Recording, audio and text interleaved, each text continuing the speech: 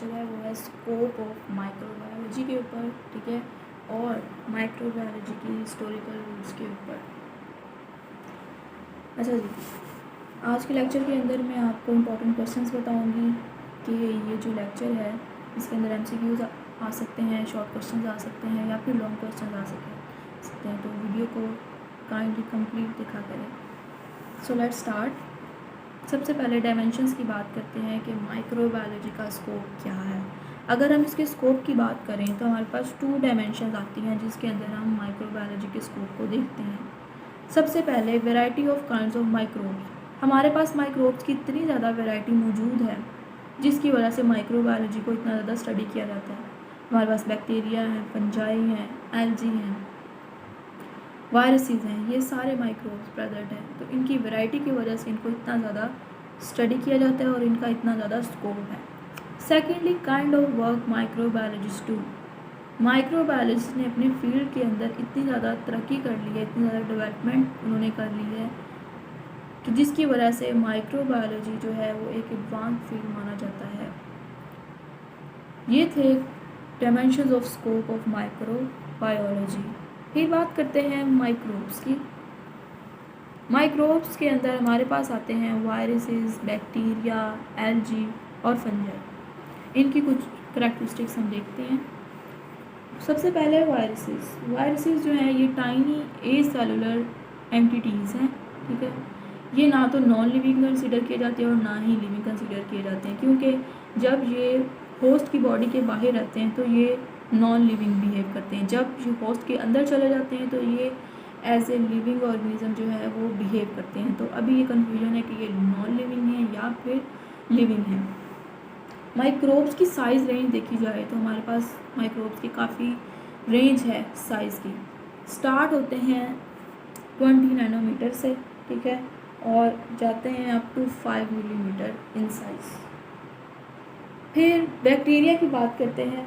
Bacteria जो हैं ये अभी तक के मोस्ट थॉरली स्टडीड जो है माइक्रो ऑर्गेनिजम्स हैं। डिफरेंट टाइप्स हैं बैक्टीरिया की, जैसे कि स्फेरिकल हो गया, रॉड हो गया, स्पाइरल शेप हो गया, ठीक है। बैक्टीरिया जो है वो सेलुलर है, इनके पास प्रॉपर सेल न्यूक्लियस नहीं होता और ना ही इनके पास मेम्ब्रेन बाउंडेड जो है इंट्रासेलुलर स्ट्रक्चर्स पर होती है। फिर बात करते हैं एल्गी की। एल्गी जो है वो सिंगल सेल्ड माइक्रो ऑर्गेनिजम्स हैं, ठीक है। अब मेरीन एल्गी भी हैं, एक्वेटिक एल्गी भी हैं, दोनों टाइप्स जो हैं वो प्रेजेंट हैं। एल्गी के पास जो है क्लियरली और well defined cell nucleus present होता है और इसके अलावा एल्गी के पास जो है मेम्ब्रेन बाउंडेड ऑर्गेनेल्स भी प्रेजेंट होते हैं। फिर बात करते हैं फंजाई की। फंजाई के अंदर आ जाते हैं जीस्ट भी, मोल्ड्स भी, मशरूम्स भी। मशरूम्स जो हैं वो हम खाने के लिए इस्तेमाल करते हैं, ठीक है। अब फंजाई के पास भी सेल न्यूक्लियस प्रेजेंट होता है और इंट्रासेलुलर स्ट्रक्चर्स भी प्रेजेंट होते हैं। फंजाई जो है इसकी जो डिस्ट्रीब्यूशन है वो वाइड डिस्ट्रीब्यूशन है, वाटर के अंदर भी है, सॉइल के अंदर भी है, एज डिकम्पोजर्स भी एक्ट करती है। फिर बात करते हैं प्रोटोजोआ की। जो प्रोटोजोआ हैं, ठीक है, ये भी सिंगल सेल होते हैं, माइक्रोस्कोपिक ऑर्गेनिजम्स हैं, ठीक है। इनकी कुछ स्पीशीज़ जो हैं वो अमीबा भी कंसिस्ट करती हैं। ये नेकेड आई से नज़र नहीं आते। ज़्यादातर जो प्रोटोजोआ हैं वो ऑब्टेन करते हैं अपनी फूड को बाय इंगल्फिंग और इंजेस्टिंग स्मॉल माइक्रो ऑर्गेनिजम्स। तो इस तरह से ये फीड करते हैं। अच्छा जी, ये तो थे हमारे पास माइक्रोब्स। अब हम नेक्स्ट देखते हैं कि माइक्रोब्स की अगर क्लासिफिकेशन की जाए 5 किंगडम सिस्टम के लिहाज से तो इनकी क्लासिफिकेशन के अंदर क्या क्या है। ये बहुत ज़्यादा इम्पॉर्टेंट क्वेश्चन है कि classify the microbes in 5 kingdom classification system. ये बहुत ज़्यादा इम्पॉर्टेंट क्वेश्चन है, शॉर्ट क्वेश्चन, जो कि अक्सर ही पेपर्स में आता होता है। क्लासीफाई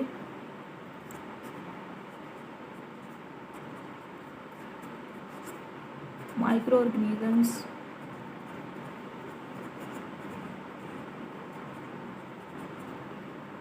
इन 5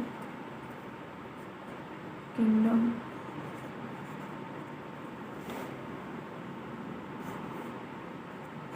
classification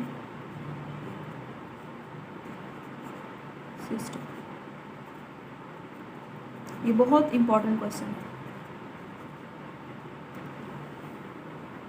अच्छा जी, तो इसका आंसर क्या है?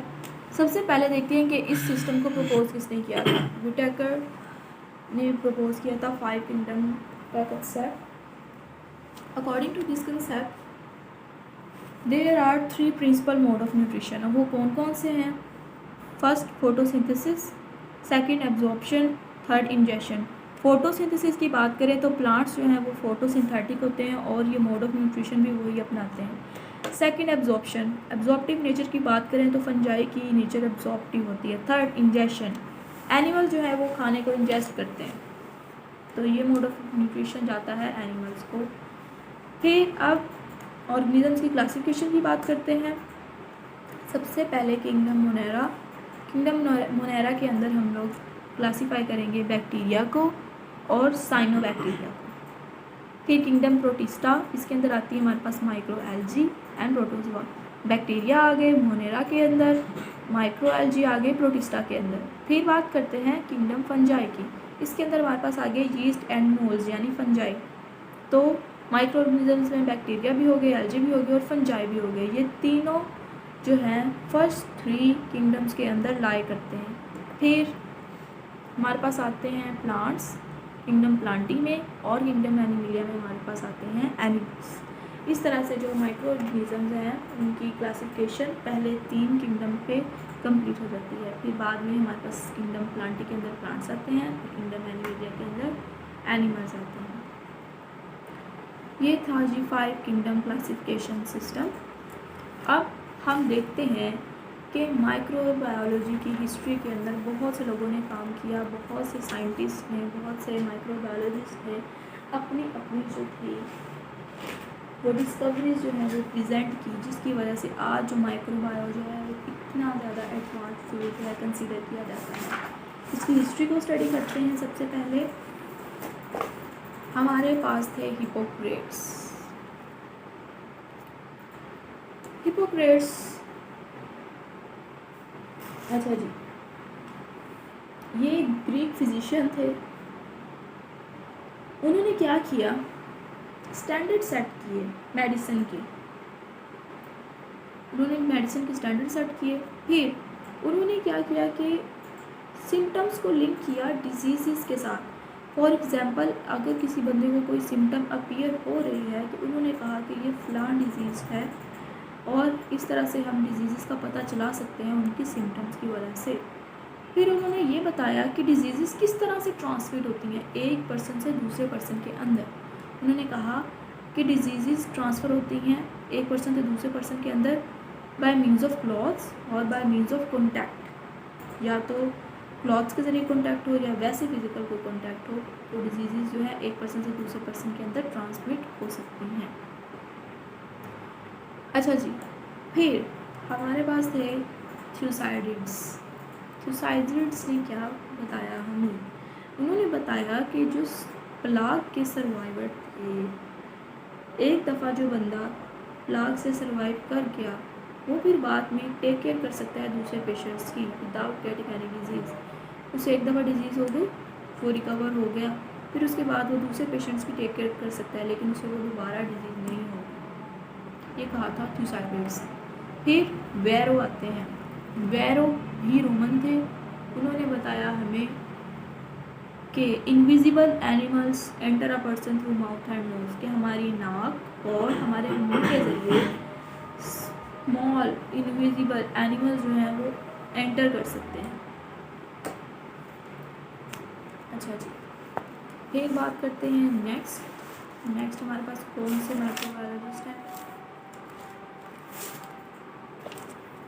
यहाँ पे एक डिजीज़ आती है बबोनिक प्लाग।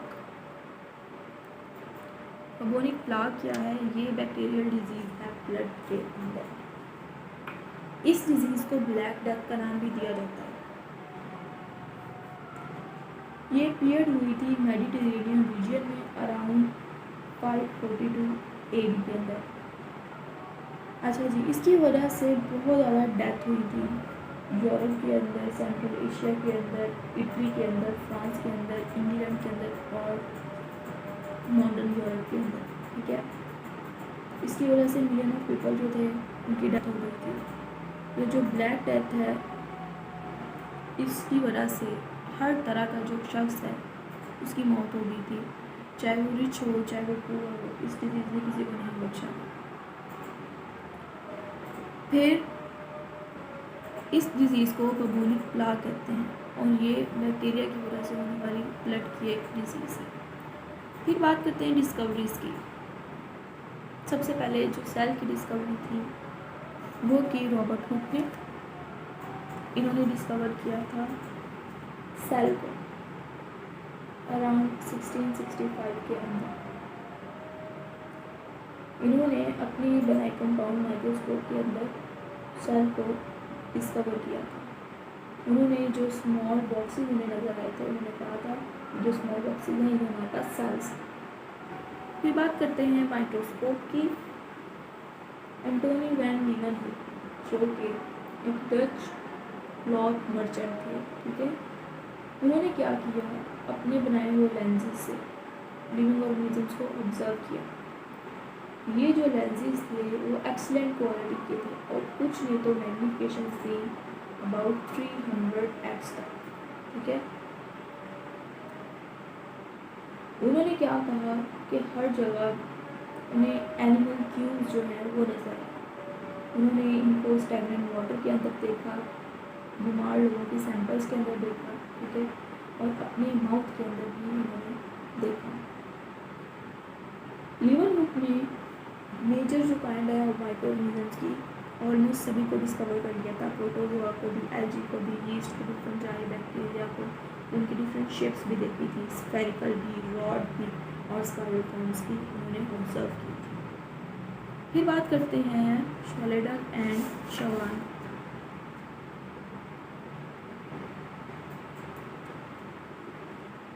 शैलेडन और शवान ने क्या किया था, शैलेडन मैथियस शैलेडन जो कि एक जर्मन जूलॉजिस्ट थे और थियोडर शवान।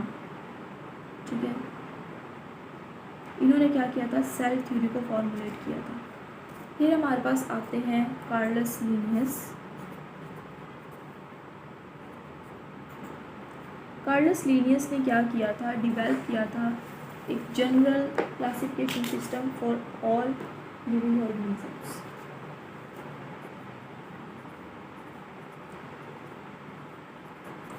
इन्होंने जनरल क्लासिफिकेशन सिस्टम जो है वो प्रेजेंट किया था सारे ऑर्गेनिजम्स के लिए।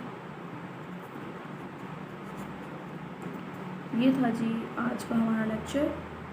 आज के लेक्चर में ज़्यादातर जो आते हैं हमारे पास क्वेश्चंस वो आ सकते हैं डिस्कवरीज़ के बारे में, MCQs आते हैं इस तरह के टॉपिक्स में, ज़्यादा से ज़्यादा शॉर्ट क्वेश्चंस आते हैं। फॉर एग्जांपल शॉर्ट क्वेश्चन आ सकते हैं बबूनिक प्लाग क्या है, इस तरह के शॉर्ट क्वेश्चन आ सकते हैं।